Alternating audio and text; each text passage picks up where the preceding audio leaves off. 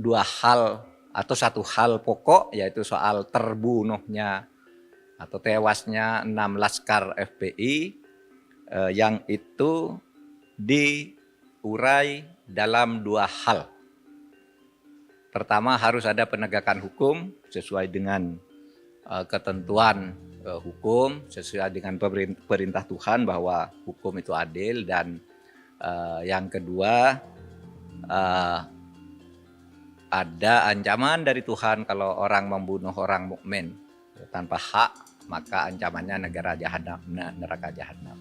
Presiden Joko Widodo menerima kunjungan tim pengawal peristiwa pembunuhan atau TP3 6 Laskar Pembela Rizik Syihab di Istana Kepresidenan pada Selasa 9 Maret lalu. Rombongan yang terdiri dari 7 orang tersebut dipimpin oleh Amin Rais. Adapun 7 orang yang datang adalah pimpinan TP3, diantaranya adalah Abdullah Heha Mahua, Amin Rais, Marwan Batubara, dan Kiai Muhyiddin. Sementara itu, Presiden didampingi oleh Menko Polhukam Mahfud MD dan Menteri Sekretariat Negara Pratikno.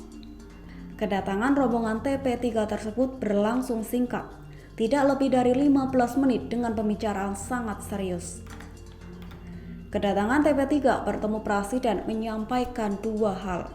Pertama, kata Mahfud, mereka meminta penegakan hukum peristiwa tewasnya 6 Laskar Rizik Syihab harus sesuai dengan ketentuan hukum. Amin Rais juga menyampaikan kepada Presiden mengenai ancaman neraka jahanam bagi mereka yang membunuh sesama mukmin tanpa hak. Menurut Mahfud, dalam kesempatan itu mereka juga meminta Presiden membawa kasus tewasnya 6 Laskar Rizik Syihab di KM 50 Tol Jakarta Cikampek pada 7 Desember 2020 lalu ke Pengadilan HAM. Mereka menilai peristiwa tewasnya 6 laskar tersebut tergolong pelanggaran HAM berat, sehingga tidak bisa diadili di pengadilan biasa dan harus melalui pengadilan HAM. Mendengar permintaan tersebut, kata Mahfud, Presiden Jokowi mengatakan telah meminta Komnas HAM bekerja dengan penuh independen. Presiden meminta Komnas HAM menyampaikan kronologis kejadian tersebut serta rekomendasi kepada pemerintah. Mahfud mengatakan pemerintah telah meminta bukti kepada TP3 bahwa tewasnya 6 laskar tersebut tergolong pelanggaran HAM berat. Karena tudingan adanya pelanggaran HAM berat harus dilandaskan pada bukti, bukan keyakinan. Menurutnya, pemerintah juga memiliki keyakinan tersendiri atas peristiwa tersebut. Lebih lanjut, Mahfud mengatakan Komnas HAM sudah menyelidiki tewasnya 6 laskar FPI di KM 50 Tol Jakarta Cikampek 7 Desember lalu. Terdapat 3 kriteria yang harus dipenuhi bahwa suatu peristiwa dapat digolongkan sebagai pelanggaran HAM berat. Pertama, dilakukan secara terstruktur, artinya dilakukan oleh aparat secara resmi dengan cara berjenjang dan memiliki target. Kedua, yakni sistematis, adanya tahapan-tahapan serta perintah pembunuhan terhadap laskar tersebut. Yang ketiga, yakni masif, menimbulkan korban yang meluas. Mahfud MD memberikan bocoran terkait siapa pelaku penembak 6 laskar FPI hingga tewas di KM 50 Jakarta Cikampek 7 Desember tahun lalu. Mahfud menjelaskan siapa sosok yang menembak 6 laskar FPI akan diungkap dalam persidangan. Ia juga mengungkapkan banyak menerima cibiran terkait penetapan tersangka 6 laskar FPI tersebut. Menurutnya, segala informasi terkait kasus pembunuhan FPI akan sangat dibutuhkan dalam persidangan.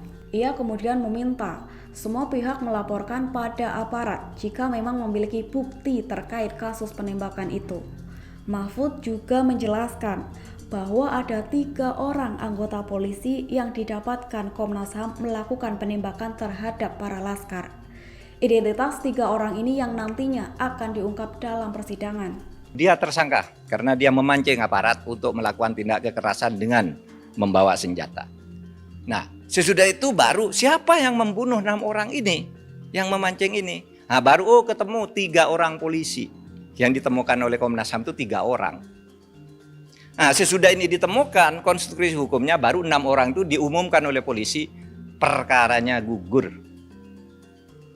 Dalam bahasa yang sering umum disebut SP3, tapi tidak usah SP3. Itu cukup dikatakan perkaranya gugur sesuai dengan ketentuan undang-undang, bahwa tersangka yang sudah meninggal perkaranya gugur. Cukup, selesai perkaranya gugur, lalu siapa yang membunuh 6 orang ini kita buka di pengadilan. Nah, kita minta ke TP3 atau siapapun yang punya bukti-bukti lain, kemukakan di proses persidangan itu.